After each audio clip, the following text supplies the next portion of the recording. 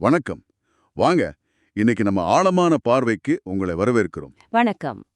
இன்னைக்கு நாம ஓஷோவோட வாழும் கலை மற்றும் சுதந்திரத்திற்கான பாதை தொகுப்பிலிருந்து சில முக்கியமான சிந்தனைகளை கொஞ்சம் அலசி பார்க்கலாம்.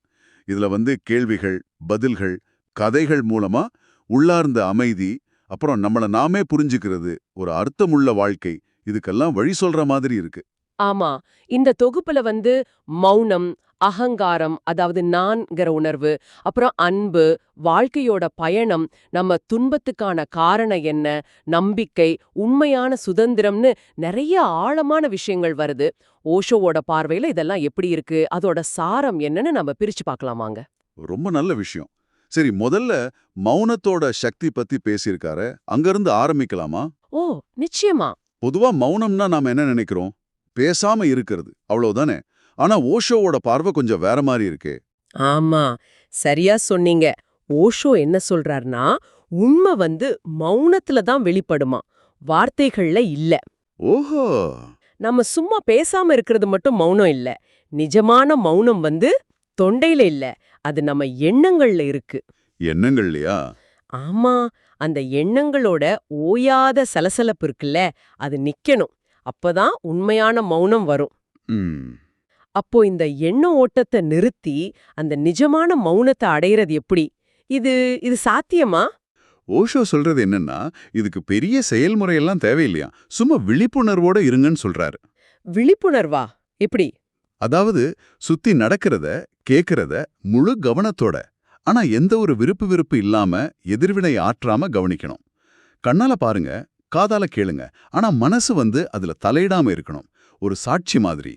சரி, இப்படி வெளியில இருந்து வர்ற தூண்டுதல்களுக்கு நாம பாட்டுக்கு எதிர்வினை செய்யாம விழிப்புணர்வோட அதை பார்த்துக்கிட்டு இருந்தோம்னா, அந்த எண்ண ஓட்டம் தானா அடங்கிடும், மௌனம் வரும். உள்ளுக்குள்ள 1000 எண்ணம் ஓடிட்டு இருக்கும்போது வெளிய பேசாம இருக்கிறது மௌனமே இல்ல. ஆனா பேசிட்டு இருக்கும் போதே கூட உள்ளுக்குள்ள எண்ணங்களோட அந்த ஆதிக்கம் இல்லாம அமைதியா இருக்க முடியுதா? அதுதான் உண்மையான மௌனம். இந்த மௌனத்துக்கும் அகங்காரத்துக்கும் என்ன தொடர்பு சொல்றாரு? அந்த நான் என்ற உணர்வு கரைஞ்சாதான் மௌனம் சாத்தியம்னு சொல்றாரு. ஆமா, அது ரொம்ப முக்கியம். அகங்காரம், அதாவது நான் என்னோடதுன்னு நினைக்கிறோம் இல்லையா, அதுதான் எல்லா எண்ண ஓட்டத்துக்கும் மூல காரணம். இந்த அகங்காரம் கரையறப்போதான் அந்த எண்ணங்களோட சலசலப்பு நிக்கும். அப்போதான் அந்த நிஜமான மௌன நிலையை நாம அடைய முடியும்.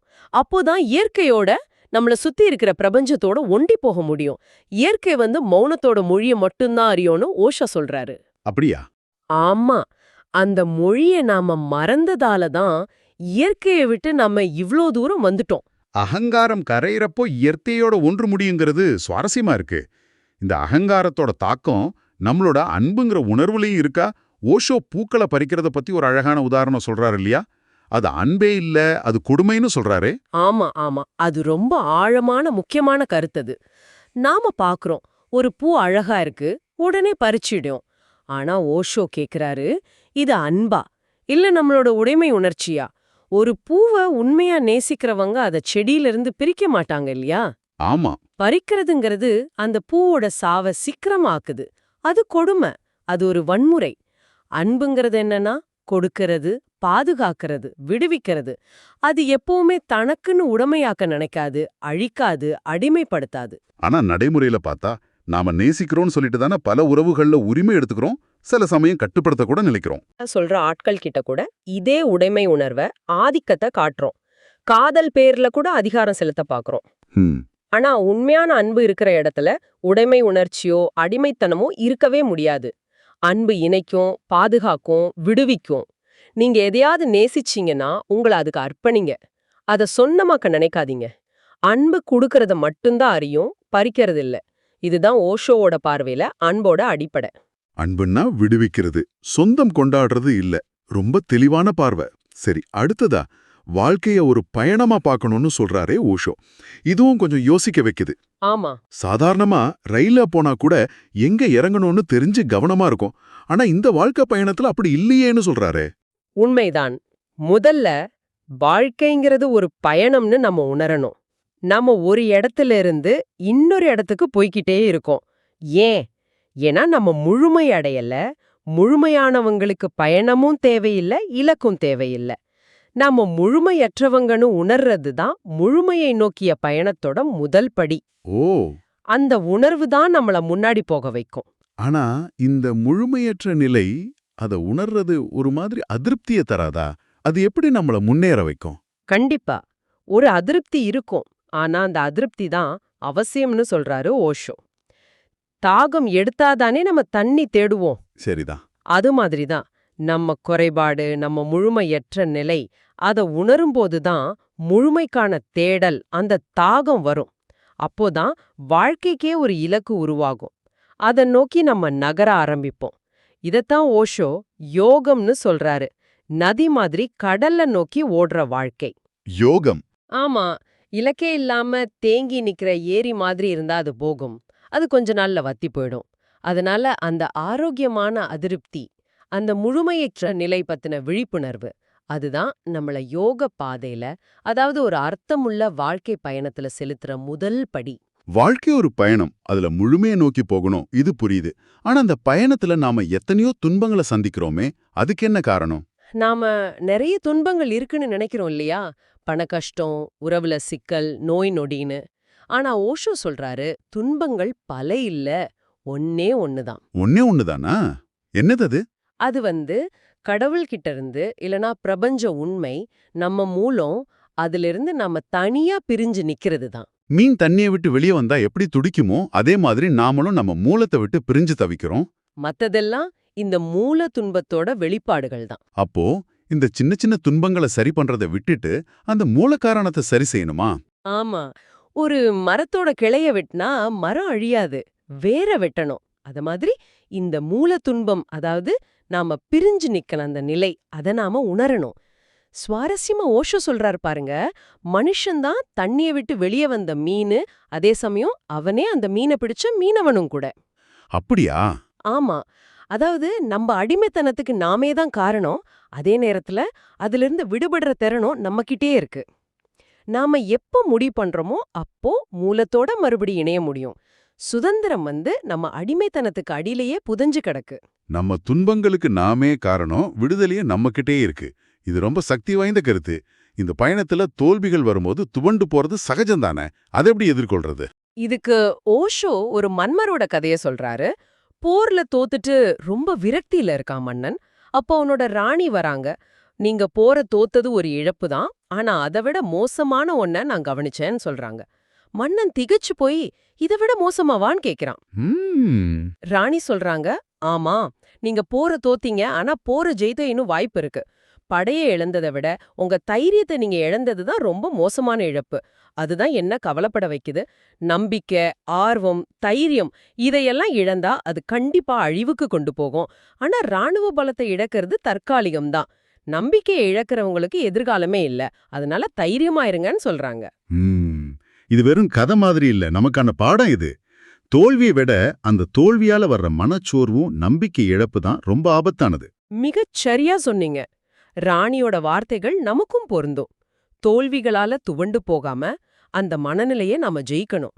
நம்பிக்கையும் தைரியத்தையும் புடிச்சுக்கிட்டா எந்த சூழல்ல இருந்தும் மீண்டு வர முடியும்.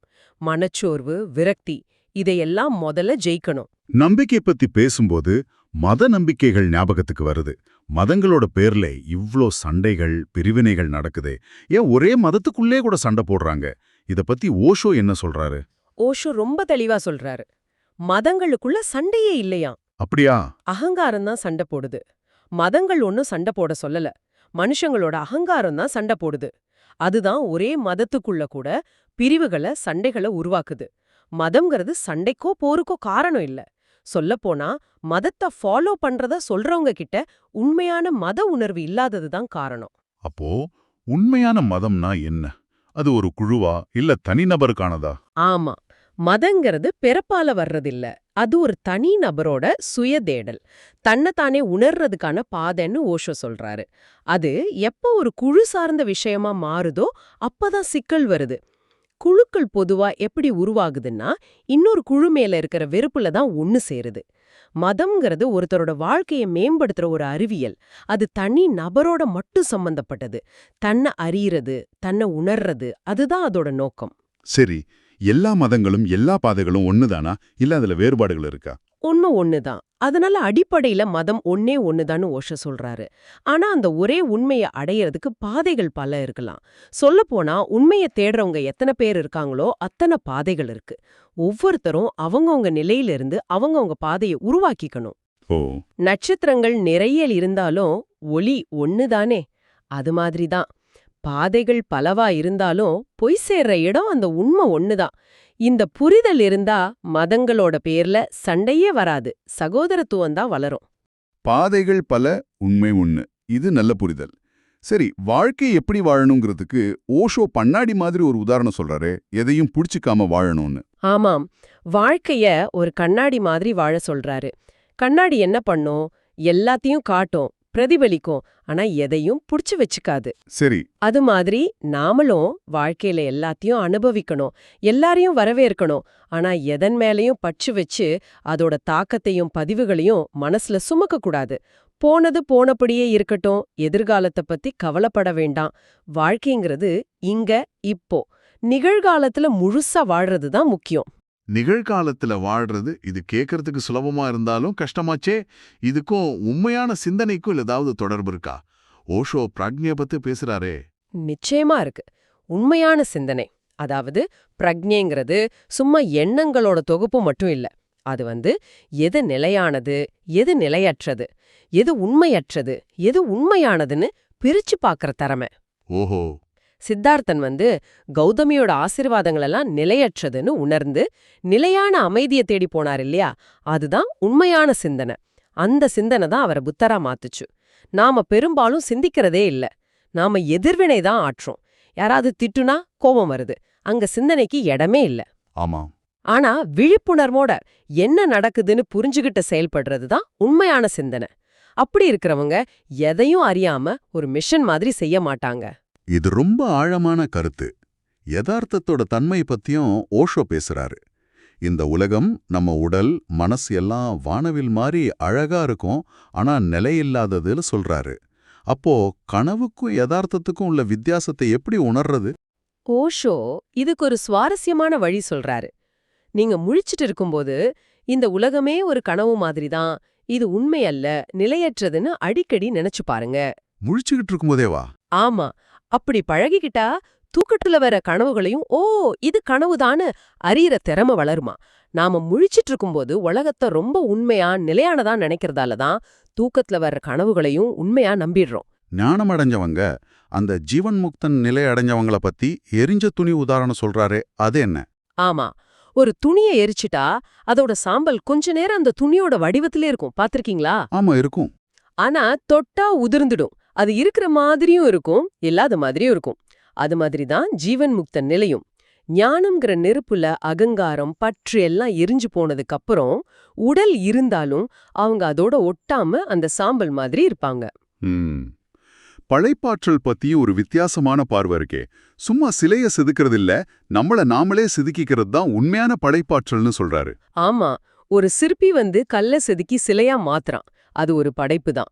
ஆனா உண்மையான மிக உயர்ந்த படைப்பாற்றல் எதுன்னா, கல்லு மாதிரி இறுகி போன நம்மளையே செதுக்கி நமக்குள்ள இருக்கிற அந்த தெய்வீகத்தை வெளிக்கொண்டு வர்றதுதான். நம்மளையே செதுக்கிறதா? ஆமா, இதுதான் ரொம்ப கஷ்டமானது. ஆனா உண்மையான திருப்தியும் நீடிச்ச மகிழ்ச்சியும் இதுல தான் கிடைக்கும்னு சொல்றாரு. மகிழ்ச்சிங்கிறது வெளியே இருக்கிற சூழ்நிலைய மாத்துறது இல்ல, நம்ம உள் மனப்பான்மைய மாத்துறதுல தான் இருக்கு. நம்மள நாமே செதுக்கிக்கிறது, இதுக்கு குரு தேவைப்படுமா? ஓஷோ ஒருத்தர் மட்டும் குருவா ஏத்துக்காம எல்லாரையும் எல்லாத்தையும் குருவா எடுத்துக்கணும்னு சொல்றாரு. அது எப்படி? ஆமா, அது ஒரு அருமையான பார்வை. துறவி மலுக்தாஸோட அனுபவங்களை ஓஷோ உதாரணமா சொல்றாரு. ஒரு குடிக்காரன், ஒரு சின்ன குழந்தை, அப்புறம் தான் காதலனை தேடி ஓடுற ஒரு பெண், இந்த 3 பேருமே மலுக்தாஸுக்கு குருவா இருந்தாங்களாம். அப்படியா? எப்படி? குடிக்கார சொன்னானா, நான் விழுந்தா துணிய கழுவிக்கலாம், நீ விழுந்தா சுத்தப்படுத்துறது கஷ்டம்னு. அதுல ஒரு பாடம் இருந்துச்சு. விளக்கோட இருந்த குழந்தைகிட்ட ஒளி எங்க இருந்து வந்ததுன்னு கேட்டதுக்கு அது விளக்க அணைச்சிட்டு, முதல்ல ஒளி எங்க போச்சுன்னு சொல்லுங்க, அப்புறம் நான் சொல்றேன் எங்க இருந்து வந்ததுன்னு கேட்டுச்சான். அதுல ஒரு தத்துவம். அந்த பெண் எப்படி குருவானாங்க? காதலனை தேடுற வேகத்துல ஆடை சரியா இல்லாம ஓடுன பொண்ணுகிட்ட மலுக்தாஸ் அத சுட்டி காட்டினாராம். அப்போ அந்த பெண் சொன்னாலாம், ஒரு சாதாரண மனுஷன் மேல இருக்கிற காதல்ல நான் என் உடம்பையே மறந்துட்டேன், நீங்க கடவுள் மேல காதல்னு சொல்லிட்டு என் உடைய கவனிக்கிறீங்களே. ஆஹா. இது மலுக்தாஸுக்கு பெரிய உண்மையை உணர்த்துச்சான். நாம சின்ன சின்ன விஷயங்கள்ல கவனமா இருந்தா பெரிய உண்மையை உணர முடியாது. இப்படி யாரிடமிருந்தும் எதிலிருந்தும் கத்துக்க முடியும். அப்படியானா உண்மையை கண்டடைய நாம என்ன விலை கொடுக்கணும்? உண்மையோட விலை நம்ம நான் அல்லது அகங்காரத்தை இழக்கிறது தான்னு ஓஷோ சொல்றாரு. அந்த நான்கிறத துறக்க தயாரா இருந்தா உண்மை தானா வெளிப்படும். ஏன்னா அந்த நான்கிறதே ஒரு போலிதானா. அது மறைஞ்சாதான் அதுக்கு அடியில இருக்கிற உண்மையான நாம வெளிப்பட முடியும். சரி, இறுதியா மரணத்தை பத்தி பேசலாம். மரணம் நிச்சயம்ங்கிறத உணராம வாழறது வாழ்க்கைய வீணாக்குறதுன்னு சொல்றாரே. ஆமா, ஜனக மகாராஜாவோட கதை இத அழகா சொல்லுது. அவரை விதேகன்னு சொன்னாங்க, அதாவது உடலற்றவர்னு. ஏன் அப்படின்னு கேட்ட ஒரு இளம் மந்திரிக்கு பாடம் புகட்ட ஒரு நாள் அவருக்கு மரண தண்டனைன்னு அறிவிச்சிட்டு மதிய சாப்பாட்டுக்கு கூப்பிடுறாரு. அட, மரண பயத்துல இருந்த மந்திரியால சாப்பாட்டோட சுவையே உணர முடியல. அப்போ ஜனகர் சொன்னாராம், மரண பயம் உன்னை உடல் இருந்தும் உடல் உணர்வற்றவனா ஆக்கிடுச்சு. இதுதான் நீ கேட்ட கேள்விக்கு பதில். மரணத்தை பக்கத்துல உணர்றவன், இல்லனா பயிற்சியால உடல் உணர்வை கடந்து போனவன், உடல் இருந்தாலும் அதோட தன்னை அடையாளப்படுத்திக்க மாட்டான். அவன் மரணமில்லா பெருவாழ்வை உணர்வான். சிறை கைதிகள் கிட்ட ஓஷோ பேசுனதும் இதைத்தானே சொல்லுது. வெளியில இருக்கிறவங்களும் கூட ஆசைகள், அறியாமைங்கிற சங்கிலியால கட்டப்பட்டிருக்காங்கன்னு. அதேதான். உண்மையான சிறைங்கிறது வெளியில இருக்கிற சுவர்கள் இல்ல, நமக்குள்ள இருக்கிற அறியாம ஆசைகள் தான். மனுஷனோட அடிமைத்தனம் அவனாலேயே உருவாக்கப்பட்டது. அதிலிருந்து விடுபடுறது தான் உண்மையான மதம், உண்மையான சுதந்திரம்.